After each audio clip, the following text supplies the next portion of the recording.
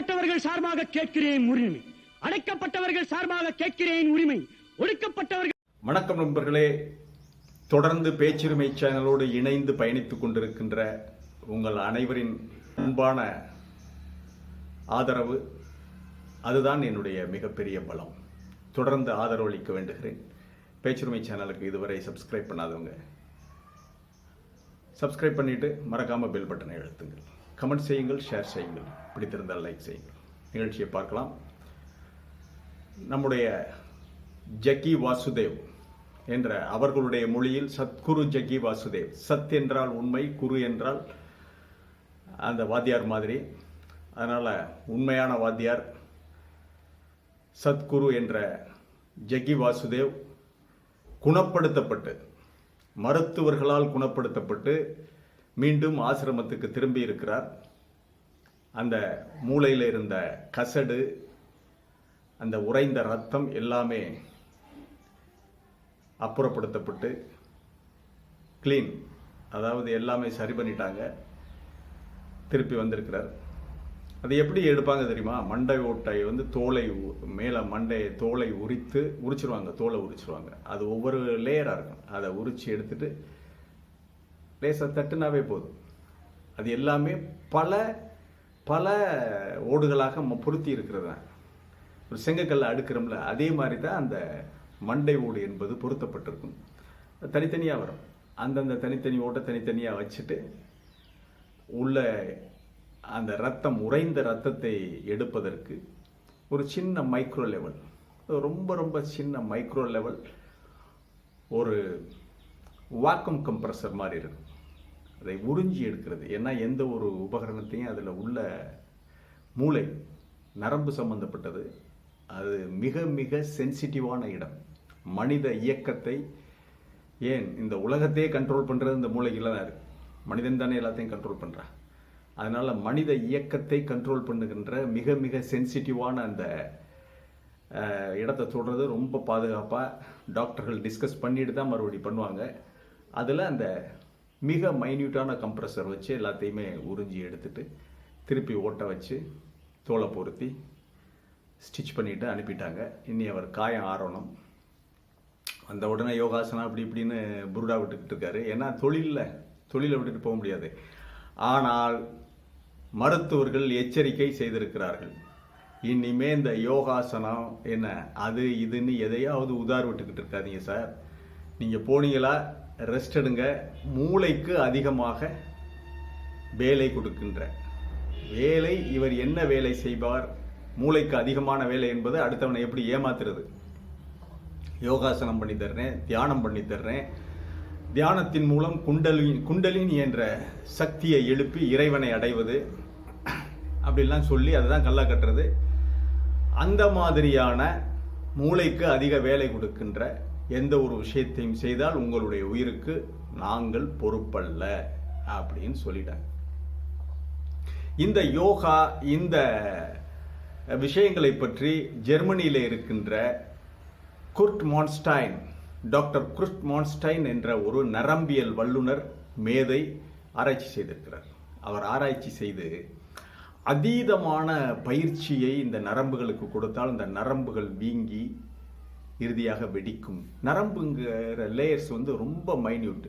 நம்முடைய முடியை விட முடியிலிருந்து 1000 மடங்கு தான் இருக்கும் அந்த லேயர்ஸ். உள்ள போகிற லேயர்ஸ் கம்ப்ளீட் நரம்புகளால் தான் பிணைக்கப்பட்டிருக்கிறது மனித உடல் முழுவதுமே. அந்த மிக மிக மிக மெல்லிய, கண்ணுக்கு தெரியாத அந்த நரம்புகள் தான் போய் ரத்தத்தை எடுத்து கொண்டு போய் மூளைக்கு கொடுத்து எல்லாத்தையும் சரி பண்ணுறது.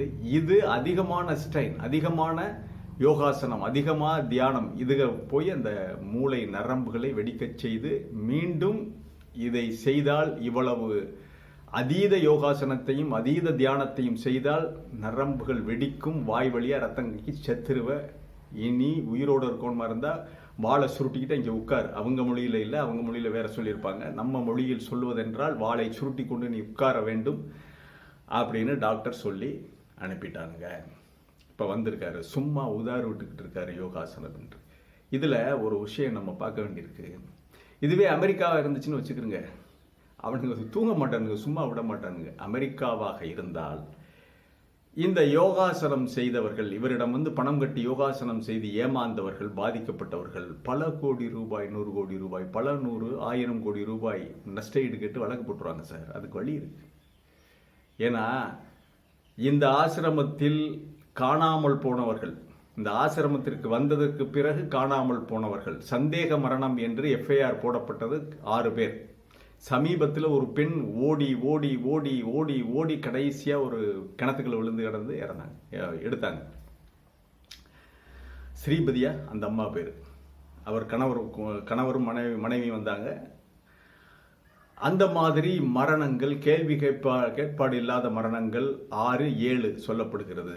ஆனால் இந்த யோகாசனம் பண்ண இவன்கிட்ட பணத்தை கட்டிட்டு என்ன அதீத யோகாசனம் பண்ணான்ல, இதுல மூளை நரம்பு வெடித்து இரத்த கசிவாகி இறந்தவர்கள் பலர் இருக்கிறார்கள். இன்னும் ஹாஸ்பிட்டல்ல இருக்கிறவங்க கிட்டத்தட்ட 150, 200 பேருக்கு மேல் இருக்கிறார்கள் என்று நமக்கு கிடைத்த தகவல் கூறுகிறது. இப்ப என்ன செய்யலாம்? இந்த பாதிக்கப்பட்டவர்கள், இறந்தவர்கள், இவர்களை எல்லாம் ஒன்று திரட்டி ஒரு சில வக்கீல்கள், தன்னார்வ வக்கீல்கள், இவங்க இந்த சத்குரு ஜக்கி வாசுதேவனுடைய ஈஷா யோகா மையத்தின் மேல் பெரும் பல்லாயிரம் கோடி சொத்து பத்துகளோடு இருக்கின்ற இந்த ஈஷா யோகா மையத்தின் மேல் வழக்கு தொடுத்து நஷ்ட ஈடு கேட்டால் பல ஆயிரம் கோடி ரூபாயை கிழவன் கொடுக்கணும். தீர்ப்பு வந்தால் அதோட கடையை காலி பண்ணிட்டு கர்நாடகா போக வேண்டியதுதான். இது ஒரு அருமையான வழி சொல்லி தந்திருக்கேன்.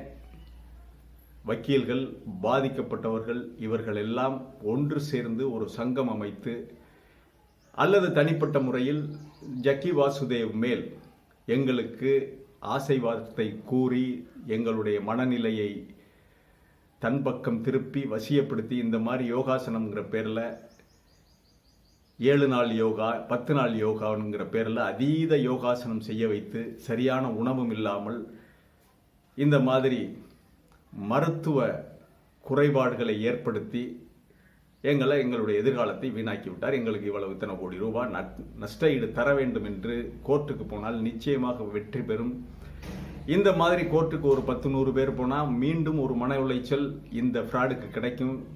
மன உளைச்சல் கோர்ட்டு கேஸ்ன்னு வரும்போது ஆட்டோமேட்டிக்காக கடையை காலி பண்ணிட்டு எஸ்கேப் ஆகுமா. இது ஒன்றுதான் இந்த ஆளை இங்கிருந்து அப்புறப்படுத்துவதற்கு, விரட்டி அடிப்பதற்கு ஒரே வழி தமிழகத்தில் இருந்து. அதை செய்ய வேண்டும். அதை செய்வதற்கு வக்கீல்கள் துணையோடு அங்கே பாதிக்கப்பட்டவர்கள், அந்த ஒரு அம்மா, ஒரு தாயும் தந்தையும், அவங்க ஒரு பெண்ணை நாங்கள் ஈஷா யோகா மையத்துக்கு அழைச்சிக்கிட்டு 3 பேரும் குடும்பத்தோடு போய் யோகா பண்ணணும். 4 லட்சம் ரூபாய் கட்டி யோகா பண்ணணும். என்னுடைய மகளை இப்போது மீட்டு தர வேண்டும் சொல்லி ஒரு கேஸ் கொடுத்தாங்க கோயம்புத்தூர்காரங்க. அவங்க 2 பேருமே ரிட்டையர்டு அந்த அரசு அதிகாரிகள். ஒரே பொண்ணு. அந்த பொண்ணு கூட தலையில் மொட்டை அடித்து அது ஒரு பேட்டி, இல்லை நான் இங்கே தான் இருக்கிறேன், எனக்கு 21 வயசாயிருச்சு, நான் நிம்மதியாக இருக்கிறேன், நான் இங்கே இருக்கிறேன் யோகா மையத்தில்னு சொன்னிச்சுல்ல. அந்த மாதிரி உள்ளவங்கெல்லாம் கூட கேஸ் கொடுக்கலாம். கேஸ் கொடுத்து இவர் மேல் வழக்கு பதிவு செய்து கோர்ட்டை அணுகினால் பல 100 கோடி ரூபாய்களை அல்லது 1000 கோடி ரூபாய்க்கு மேலே நஷ்ட ஈட்டை கோரினால் கிடைக்கும். கிடைப்பதற்கு வாய்ப்பு இருக்கிறது. ஆகவே மீண்டும் எந்த மோடிஜி கூட நலம் விசாரித்தாரா, நீங்கள் என்னையை நலம் விசாரிக்க வேண்டாம், நீங்கள் தேர்தலில் வெற்றி அடைங்க. எவ்வளவு இவனுக்கு கொழுப்பு பார்த்தீங்களா? இந்த நிலைமையிலையும் டாக்டர்கள் நம்பலை. அவனுக்கு மறுபடியும் அந்த மதத்துக்குள்ளதான் மதம் என்ற அபிநய அளவுக்கு மீறி அருந்திய இந்த சத்குரு வாசுதேவ். மதம் ஒரு அபின்க போதை. இதை அளவுக்கு மீறி அருந்தி விட்டு படுத்து கிடக்கின்ற நீ கடைசியாக புகலிடம் தேடி சென்றது மருத்துவர்களிடம். கடவுளை காப்பாற்றினாரு, மருத்துவர்கள் தான் உன்னை காப்பாற்றினார்கள். உன்னுடைய பாதி முகத்திரை கிழிந்து விட்டது. மருத்துவர்கள் இல்லாமல் நீ இனிமேலும் நீ உயிர் பிழைக்க முடியாது. மருத்துவர்களுடைய துணையோடு தான் உன் யோகாசனம், உன்னுடைய தியானம் எல்லாம் அளவுக்கு மீறி போய் உன்னை கைவிட்டு விட்டது. இனிமேலும் யாராவது யோகாசனம் தியானம் பண்ணுனா அது உங்க இஷ்டம். அப்புறம் நரம்பு வெடிச்சு ரத்தம் கக்கி சாக வேண்டியதுதான். மீண்டும் ஒரு காணொலியிலே உங்களை சந்திக்கிறேன். இது வாய்ஸ் ஆஃப் தமிழ் வழங்கும் பேச்சுரிமை சேனல். சப்ஸ்கிரைப் பண்ணுங்க, மறக்காம பெல் பட்டன் அழுத்துங்கள், கமெண்ட் செய்யுங்கள், ஷேர் செய்யுங்கள், பிடித்திருந்தால் லைக் செய்யுங்கள். நன்றி, வணக்கம்.